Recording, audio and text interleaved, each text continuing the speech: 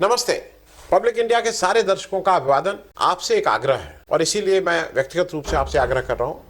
16-17 नवंबर 2024 को लखनऊ के मोती महल लॉन में अवध कॉन्क्लेव का आयोजन किया जा रहा है। आग्रह यह है कि अवध कॉन्क्लेव को सफलतापूर्वक आयोजन के लिए धन की आवश्यकता है। हम लोग पहले इसको करते रहे हैं, दूसरे नाम से करते रहे हैं, अवध कॉन्क्लेव, लोकमत सम्मान इत्यादि इत्यादि नाम से, लेकिन इस बार अलग अलग विषयों पर डिस्कशन होगा। देश के अपने अपने स्पेशलिस्ट आएंगे और इन सबके लिए मैं एक QR कोड आपको दे रहा हूं। इससे आप ब्रोशर डाउनलोड कर सकते हैं, देख सकते हैं क्या रूपरेखा है। लेकिन आपसे फिर से एक बार अपील है कि इस आयोजन को सफल बनाने के लिए थोड़ी आर्थिक मदद करें। बहुत बहुत धन्यवाद। जय संविधान, जय भीम, महात्मा गांधी की जय, गुडसे मुर्दाबाद। देखिए, आज मेरे दिमाग में दो प्रश्न उठ रहे हैं जिनका जवाब मुझे नहीं मिल रहा है। तो मैंने सोचा कि रिपब्लिक इंडिया के जो प्रबुद्ध श्रोता हैं उनसे मार्गदर्शन लूं, उनसे समझने का प्रयास करूं। अगर आपको समझ में आ रहा है तो कृपा करके मुझे बताएं, क्योंकि ये प्रश्न मुझे परेशान कर रहे हैं। पहला प्रश्न मेरे दिमाग में ये उठ रहा है, क्या माननीय मोदी जी, मेरे देश के प्रधानमंत्री मोदी जी, डोनाल्ड ट्रंप को यूएसए का प्रेसिडेंट बनाने के लिए प्रयास कर रहे हैं और कमला हैरिस को चुनाव हरवाने के लिए वो कर रहे हैं जो करना चाहते हैं, और मेरे हिसाब से वो जो नहीं करना चाहिए। एक तो ये कि मोदी जी डोनाल्ड ट्रंप का डायरेक्टली इनडायरेक्टली मदद क्यों कर रहे हैं, नंबर एक। नंबर दो प्रश्न मेरे दिमाग में है कि भारतवर्ष चीन पे इतना ज्यादा भरोसा क्यों कर रहा है, क्योंकि चीन ने जितने भी उसके पड़ोसी देश हैं सबको बार बार धोखा दिया है, बड़े बड़े पड़ोसियों को वो लील गया है और उसने अपने देश को एक अंतरराष्ट्रीय आर्थिक केंद्र बनाकर पूरे विश्व के अंदर अपना आधिपत्य जमा दिया है। मैन्युफैक्चरिंग में जो उसकी पकड़ है वो विश्व में कहीं नहीं है। जो सच्चाई है उसको स्वीकार करना पड़ेगा। हमारी और उनकी जनसंख्या करीब करीब बराबर है, लेकिन उनकी जीडीपी हमसे 5 गुनी ज्यादा है। तो उस चीन से दोस्ती करना भारतवर्ष के लिए क्या उचित है? आप अपनी राय दीजिएगा। और ये ऐसा क्यों कर रहे हैं? जो इंडिकेटर्स मिल रहे हैं वो मैं आपसे उसके लिए बात करता हूं। पहली बात करते हैं कि क्या माननीय मोदी जी अपनी विदेश नीति के तहत या अपनी रणनीति के तहत राष्ट्रपति चुनाव जो अमेरिका के अंदर हो रहा है, चल रहा है, बैलेट पेपर से हो रहा है, उसमें डोनाल्ड ट्रंप को जिताने का प्रयास कर रहे हैं? अब आप पूछेंगे ऐसा क्यों आपको लग रहा है स्वामी साहब? देखिए, मुझे ऐसा लग रहा है कि देखिए, अमेरिका के अंदर भारतीय मूल के लोगों की संख्या है, लेकिन इतनी ज्यादा नहीं है कि वोटों को डिसाइड कर सके। जैसे भारत के अंदर तो भाई मारी माता के भारतीय मूल के लोग 99.999% हैं। तो अगर कोई ऐसा काम किया जाए जिससे भारतीयों की तो आत्मा को संतुष्टि मिले और जो 0.0001% विदेशी हैं वो अगर वोटर भी हों इस देश के तो कुछ बिगाड़ ना पाए, क्योंकि 99% लोग तो आपके साथ हैं। तो इंडिया के अंदर तो ये बात समझ में आती है कि आप भारतीयता की बात करें और भारत को एक दबंग देश दिखाने का प्रयास करें। लेकिन अमेरिका के अंदर जहां अलग अलग देशों के लोग आकर अमेरिका के अंदर बस गए हैं और एक बार बस गए हैं तो उनकी लॉयल्टी भी अमेरिका के प्रति हो गई है, चाहे वो भारतीय हो, चाहे पाकिस्तानी हो, चाहे बांग्लादेशी हो या कहीं के लोग भी हों। उनकी अगर रशियन और चाइनीज भी जाके अमेरिका में बसे हैं तो उनकी लॉयल्टी अमेरिका के प्रति हो गई है। लेकिन पहली बार आपको याद ही है कि जब पिछली बार इलेक्शन हुआ था बाइडेन साहब का और डोनाल्ड ट्रंप का, तो पहली बार हमारी विदेश नीति में इतना बड़ा परिवर्तन आया था जिसकी कल्पना कोई नहीं कर सकता था कि माननीय मोदी जी ने डोनाल्ड ट्रंप का एक विदेश में हो रहे चुनाव में डोनाल्ड ट्रंप का साथ दिया था। उन्हें भारत भी बुलाया, खुद भी अमेरिका गए और एक स्टेडियम के अंदर गुजरात के अंदर उन्होंने डोनाल्ड ट्रंप को लाखों लोग इकट्ठा करके उनका मनोबल बढ़ाया। लेकिन चलिए, उस समय जो छवि थी भारतवर्ष की अमेरिका के अंदर वो अलग थी, लेकिन डोनाल्ड ट्रंप चुनाव हार गए। बाइडेन चुनाव जीत गए। लेकिन चलिए, अमेरिका तो अपने राष्ट्र के हित को बाकी चीजों से ऊपर रखता है, तो बाइडेन साहब ने भी मोदी जी से और भारतवर्ष के साथ जो पुराने हमारे उनके संबंध हैं उसको ध्यान में रखते हुए वही सम्मान हमारे देश को दिया और मोदी जी को दिया जो हम लोग डिजर्व करते हैं, क्योंकि we are a strong nation. तो वो जो कूटनैतिक गलती हुई थी कि डोनाल्ड ट्रंप का साथ देना और बाइडेन का विरोध करना और बाइडेन का राष्ट्रपति बन जाना, चलिए उसका बहुत ज्यादा नुकसान हमको नहीं हुआ। लेकिन जो इधर घटनाएं घट रही हैं, कनाडा के अंदर निज्जर का हत्याकांड हुआ, किसने किया, क्या किया, मुझे कैसे पता? मुझे न पता है, न मैं कोई इन्वेस्टिगेटिंग एजेंसी हूं। लेकिन कनाडा के अंदर भारतीयों के प्रति जो भारत की अगर इस प्रकार की छवि बन रही है, और कनाडा के अंदर भी बहुत सारे भारतीय हैं जो वहां की नागरिकता ले चुके हैं, जो वहां नौकरी पा रहे हैं, उच्च उच्च पदे पर बैठे हुए हैं, पढ़ने गए हुए हैं, वर्क वीजा में हैं, वर्क परमिट में हैं, पर वर्क परमिट खत्म होने वाला है, और अगर संबंध नहीं सुधरे तो भारतवर्ष लौट आने की उनकी बहुत बड़ी संभावना है। और भारतवर्ष में उनको वो नौकरियां भी नहीं मिलेंगी, उनको वो शिक्षा भी नहीं मिलेगी, क्योंकि अगर भारत में होती तो वो कनाडा जाते क्यों? अब कनाडा ने एक लिस्ट बनाई है।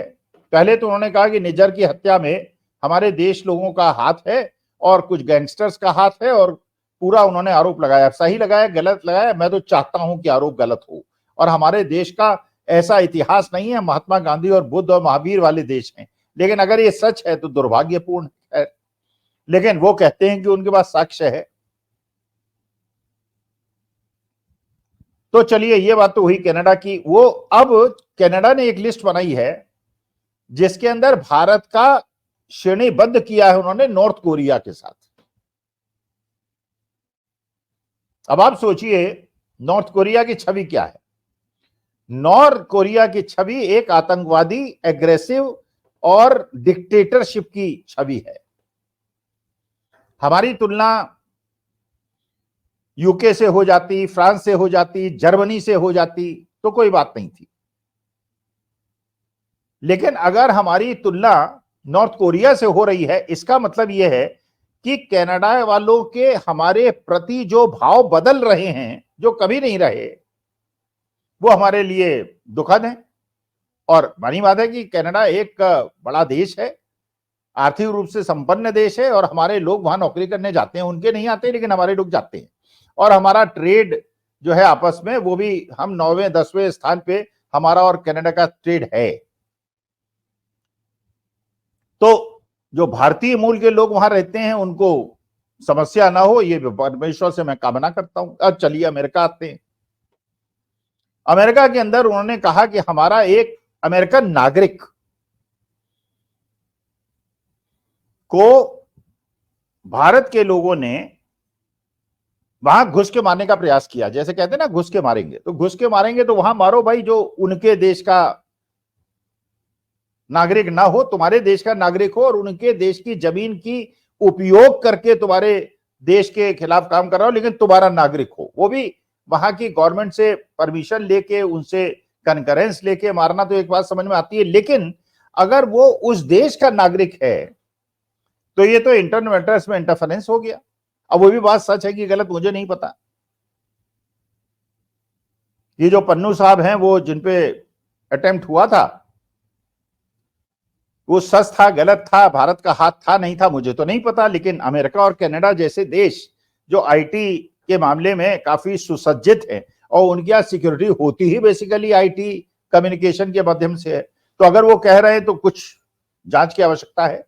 अच्छा, उन्होंने उसके बाद हम लोगों पे न केवल आरोप लगाए, कहा कि हमारे पास पुष्ट प्रमाण है, और अमेरिका भी कनाडा की मदद कर रहा है इस मामले में कि हाँ, कनाडा ने जो सबूत दिखाए हैं वो ठीक लग रहे हैं। उसके बाद अमेरिका की एक कोर्ट ने एक सम्मन इशू कर दिया है, कुछ लोगों को नामजद कर दिया है, और जो लोग वो नामजद किए गए हैं वो भारत सरकार के बहुत ही उच्च पद पर बैठे हुए हैं, और ये अमेरिका कर रहा है। अमेरिका ने कुछ देशों को और कुछ कंपनीज को, करीब 400 कंपनीज को निषिद्ध किया है, उन पे रोक लगाई है कि वो हम व्यापार उनके माध्यम से नहीं कर पाएंगे, जिसमें से 19 कंपनी भारतीय हैं।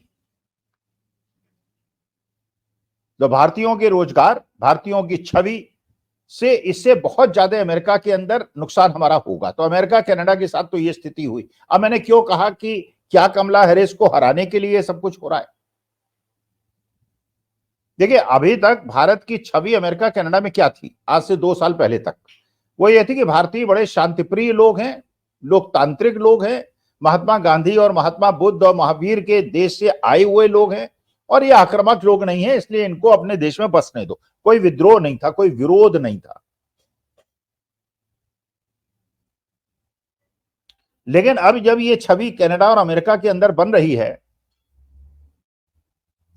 कि अब ये वो देश नहीं रहा जो पहले था, अब ये वो देश हो गया है जो दूसरे देश में उनके नागरिकों को घुस के मारने का प्रयास करता है, वो भी वो देश जो मित्र देश है, जिनसे जहाज खरीदता है, जिनसे सहयोग करता है, जिनसे टेक्नोलॉजी खरीदता है, उन्हीं के देश के नागरिक को एक जगह मार देना और दूसरे का अटेम्प्ट करना। भगवान से प्रार्थना करता हूं ये बात गलत निकले। मैं तो वो बात कह रहा हूं जो अमेरिका कनाडा कह रहे हैं। अब पुष्ट होगी, सही कह रहे हैं कि गलत कह रहे हैं, होनी गलत चाहिए क्योंकि भारत के लोग। लेकिन अब सवाल यह है, जब लड़ाई वहां पे राष्ट्रपति पद पे डोनाल्ड ट्रंप और कमला हैरिस के बीच में है, और कमला हैरिस भारतीय मूल की महिला है, अगर 99% लोगों का क्रोध जरा भी भारतीयों के प्रति इसलिए भड़का कि हमारी छवि वहां बदल गई है, वो छवि जिसकी वजह से वो एक भारतीय मूल की कन्या को, बेटी को अमेरिका का प्रेसिडेंट बनाने की जोखिम उठा सकते हैं, अगर वो भारतीयों की छवि ही बिगड़ जाएगी तो उसका जो परेशानी है, उसका जो नुकसान है, वो कमला हैरिस को उठाना पड़ेगा। तो क्या ये सारी चीजें जो हुई, कनाडा के अंदर हुई, अमेरिका के अंदर हुई, अटेम्प्ट हुआ, जो भी हुआ, अगर हुआ तो क्या ये रणनीति की किसी प्रकार से डोनाल्ड ट्रंप को चुनाव जिता दिया जाए, और कमला हैरिस क्योंकि भारतीय मूल की महिला हैं इसलिए उसका नुकसान उनको हो, और 1% पॉपुलेशन जो भारत मूल की है वो तो चलिए कमला हैरिस का साथ दे, अगर बाकी फैक्टर्स को अलग कर दिया जाए। लेकिन जो वहां के लोग हैं जो कि भारतीय नहीं है, उनका क्योंकि भारतीयों की छवि बिगड़ी है, उसकी वजह से वो वोट डोनाल्ड ट्रंप को चला जाए, डोनाल्ड ट्रंप जीत जाए।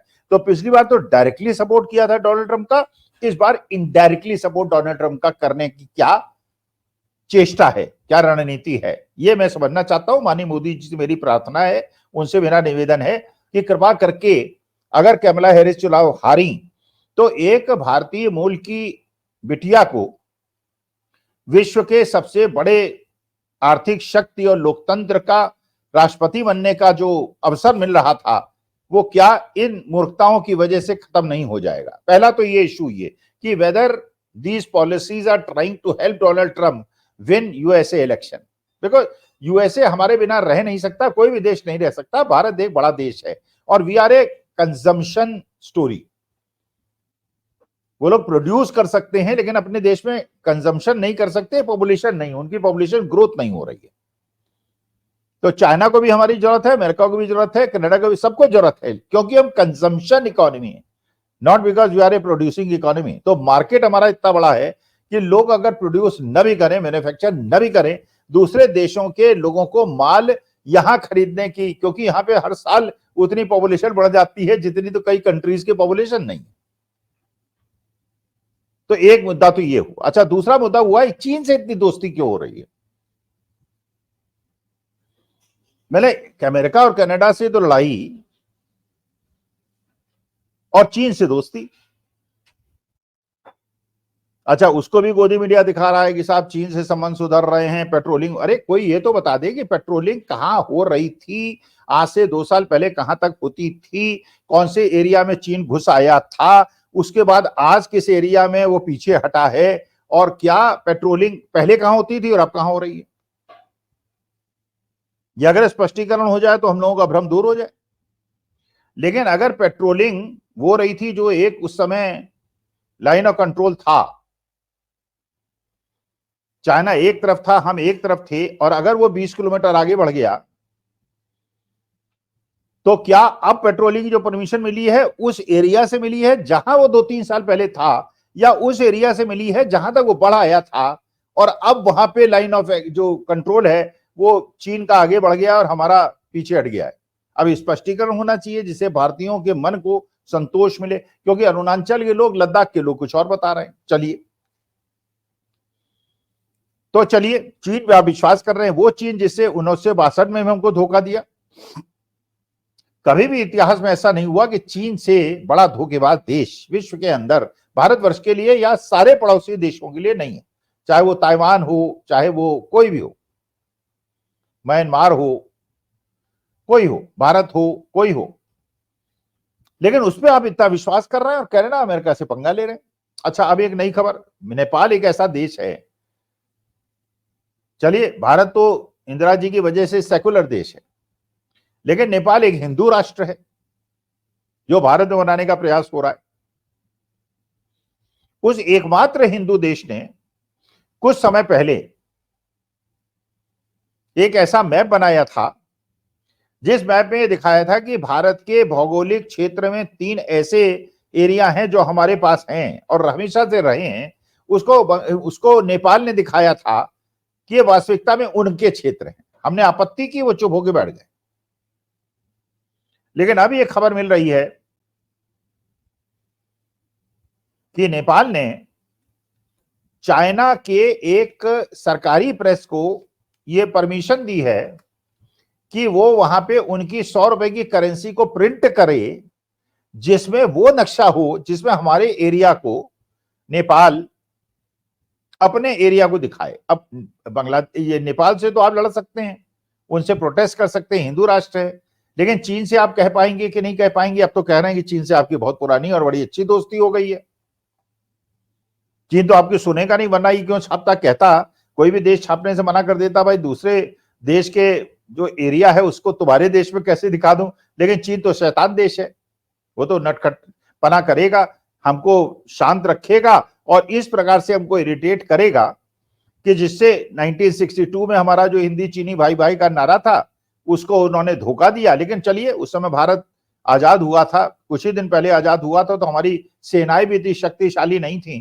तो पंडित जवाहरलाल नेहरू ने अपना समय और धन और परिश्रम को लड़ाई की तरफ बढ़ाने के बजाय industrial development, ONGC, Indian oil, Bhakra Nangal, इसमें बनाने में, स्टील, इनको बनाने में किया था, लेकिन धोखा खाया। लेकिन उतने धोखे खाने के बावजूद और गलवान वैली में जो हमारे वीर जवानों की शहादत हुई जिसमें चीन का सीधा सीधा हाथ था, उसको माफ कर देना और उसको दोस्त बनाना और अमेरिका कनाडा से पंगा लेना और अपने सारे पड़ोसी जो किसी न किसी प्रकार से चीन पे निर्भर है, चाहे वो श्रीलंका हो जहां वामपंथी सरकार है, चाहे वो मालदीव हो, पाकिस्तान तो है ही आपका पुराना, बांग्लादेश में भी शेख हसीना की वजह से। तो आपको चारों तरफ से जब सब लोगों ने घेर रखा है जो चीन के पिछलग्गू हैं, उस समय में आप अपने जो हितैषी हैं, अच्छा रूस आपका पुराना हितैषी है, लेकिन अगर रूस को ये मौका मिलेगा कि भारत और चीन के बीच में वो चूज करे तो चीन को चूज करेगा। इजराइल वैसे ही अपने युद्ध में फंसा हुआ है, वो आपकी क्या मदद करेगा? अच्छा, इजराइल भी अमेरिका के इशारे पे काम करता है, तो अमेरिका ही जब मदद नहीं करेगा तो इजराइल क्यों करेगा? तो आपका दोस्त विश्व में है कौन? क्योंकि ये 2 प्रश्न मुझे समझ में नहीं आ रहे थे, इसलिए मैंने आप लोगों से निवेदन कर रहा हूं, कृपा करके अगर आप समझ रहे हो तो मुझे बताएं। पहला, डोनाल्ड ट्रंप को जिताने के लिए क्या भारत की छवि अमेरिका कनाडा में खराब की जा रही है और कमला हैरिस जिससे चुनाव हार जाएं? और दूसरा, चीन से इतनी दोस्ती की पेंगे बढ़ाने का कारण क्या है? जबकि हिंदुस्तान के अगर आज सर्वे करा लें और पता चला लें, चीन पे विश्वास करने वाले शायद कोई भी ना हो, लेकिन इसके बावजूद चीन पे विश्वास हो रहा है और अमेरिका कनाडा को हम लोग पंगा लेने की कोशिश कर रहे हैं। अगर इन 2 प्रश्नों का जवाब मिले तो कृपा करके मुझे बताइएगा। नमस्कार, धन्यवाद और प्रणाम। नमस्ते। पब्लिक इंडिया के सारे दर्शकों का अभिवादन। आपसे एक आग्रह है और इसीलिए मैं व्यक्तिगत रूप से आपसे आग्रह कर रहा हूं, 16-17 नवंबर 2024 को लखनऊ के मोती महल लॉन में अवध कॉन्क्लेव का आयोजन किया जा रहा है। आग्रह यह है कि अवध कॉन्क्लेव को सफलतापूर्वक आयोजन के लिए धन की आवश्यकता है। हम लोग पहले इसको करते रहे हैं, दूसरे नाम से करते रहे हैं, अवध कॉन्क्लेव, लोकमत सम्मान इत्यादि इत्यादि नाम से, लेकिन इस बार अलग अलग विषयों पर डिस्कशन होगा। देश के अपने अपने स्पेशलिस्ट आएंगे और इन सबके लिए मैं एक QR कोड आपको दे रहा हूं, इससे आप ब्रोशर डाउनलोड कर सकते हैं, देख सकते हैं क्या रूपरेखा है। लेकिन आपसे फिर से एक बार अपील है कि इस आयोजन को सफल बनाने के लिए थोड़ी आर्थिक मदद करें। बहुत बहुत धन्यवाद।